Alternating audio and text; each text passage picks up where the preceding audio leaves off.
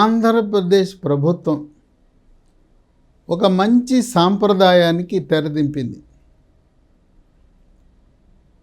ఇంతకుముందు రాజకీయ నాయకుల పేర్లు పెట్టేవారు పథకాలకు. ఇప్పుడు శాస్త్రవేత్తలు, సంఘ సేవకులు, స్వాతంత్ర సమరయోధులు, దేశం కోసం పోరాటం చేసి అలాంటి ఆదర్శనీయమైన వ్యక్తుల పేరిట రాష్ట్ర ప్రభుత్వ పథకాలను ఎన్డీఏ కూటమి ఈ రకంగా ఆలోచించేయటం ప్రజలు హర్షిస్తున్నారు. రాజశేఖర రెడ్డి పేరో, జగన్మోహన్ రెడ్డి పేరో, ఇందిరాగాంధీ పేరో, రాజీవ్ గాంధీ, సంజయ్ గాంధీ ఇలాంటి పేర్లు కాకుండా ఒక నూతన వరవడికి నాంది పలికింది ఆంధ్రప్రదేశ్ ప్రభుత్వం.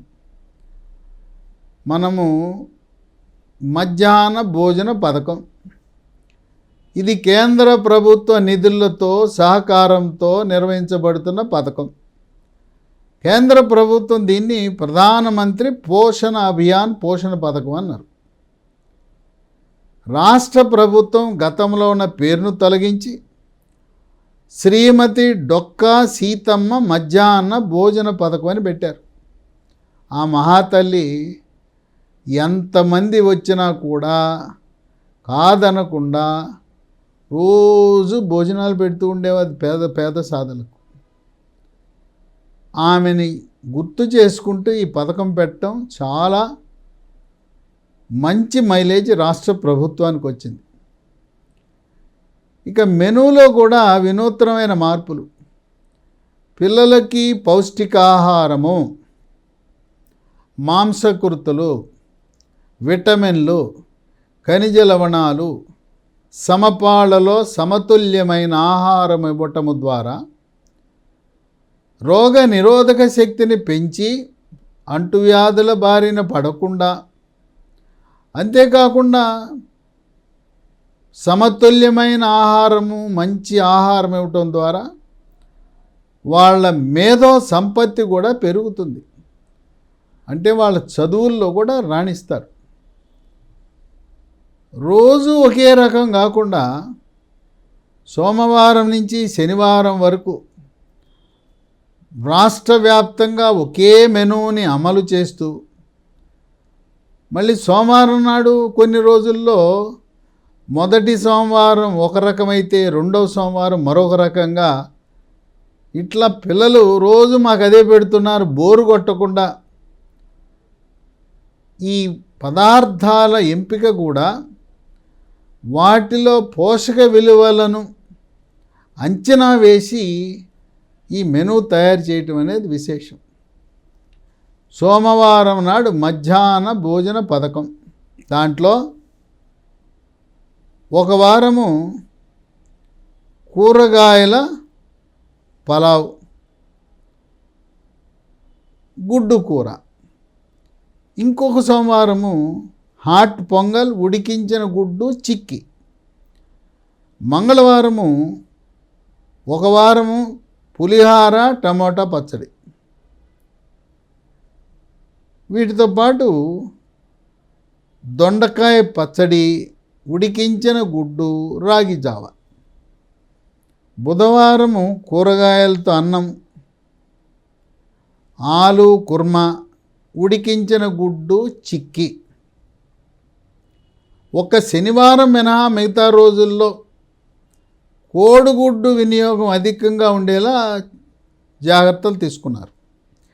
గురువారం ఒక వారం సాంబార్ బాత్ పెడితే, ఇంకొక గురువారం లెమన్ రైస్, టమోటా చట్నీ, ఉడికించిన కోడిగుడ్డు, రాగి జావ. శుక్రవారము అన్నం, ఆకుకూర పప్పు, ఉడికించిన గుడ్డు చిక్కి. శనివారం నాడు అన్నము, సాంబారు, ఇంకొక శనివారము స్వీట్ పొంగలి, రాగి జావ. ఈ విధంగా చిరుధాన్యాల వినియోగాన్ని, కూరగాయల వినియోగాన్ని పెంచారు. ఇప్పుడు త్వరలో విద్యాశాఖ ఆదేశాల మేరకు స్కూల్ మేనేజ్మెంట్ కమిటీలు అంటారు, ఎస్ఎంసి, స్కూళ్ళ నిర్వహణ కమిటీలకు త్వరలో ఎన్నికలు జరగబోతూ ఉన్నాయి.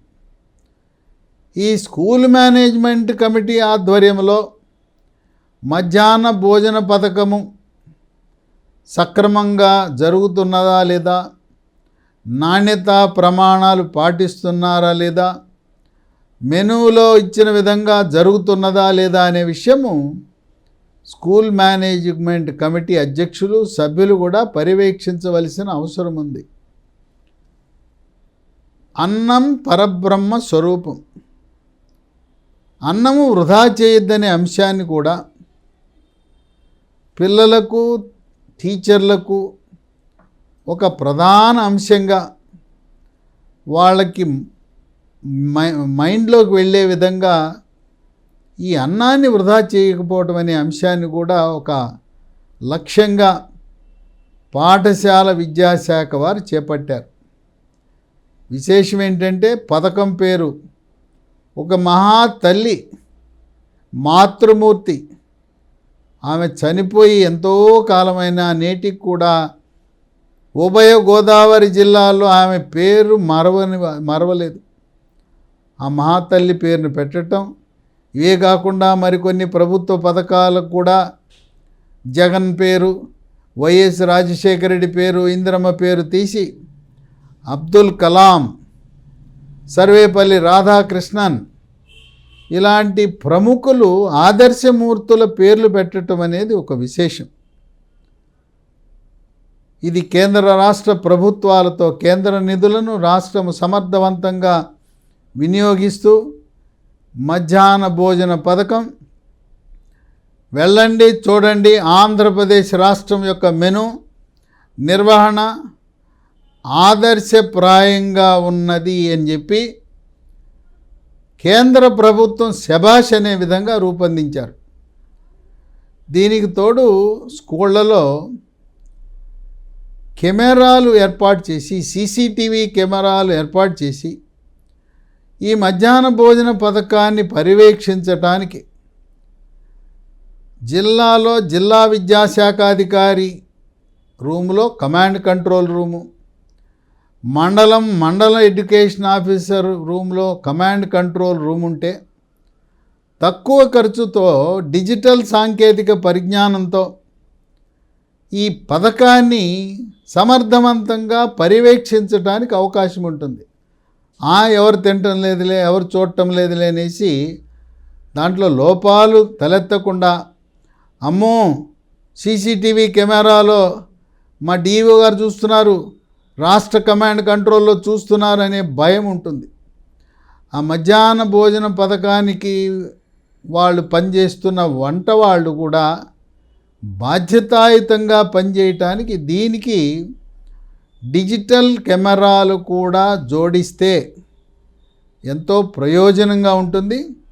తర్వాత ఎంతమంది తింటున్నారు అని, తక్కువ మంది వచ్చినా ఎక్కువ మంది పేరిట బుక్ చేసే అవకాశం ఉంది.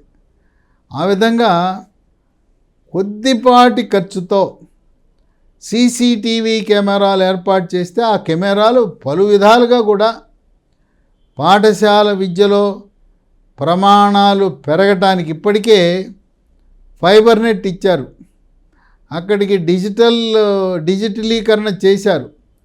కనుక స్కూల్లో ఎలాగో వైఫై ఉన్నది.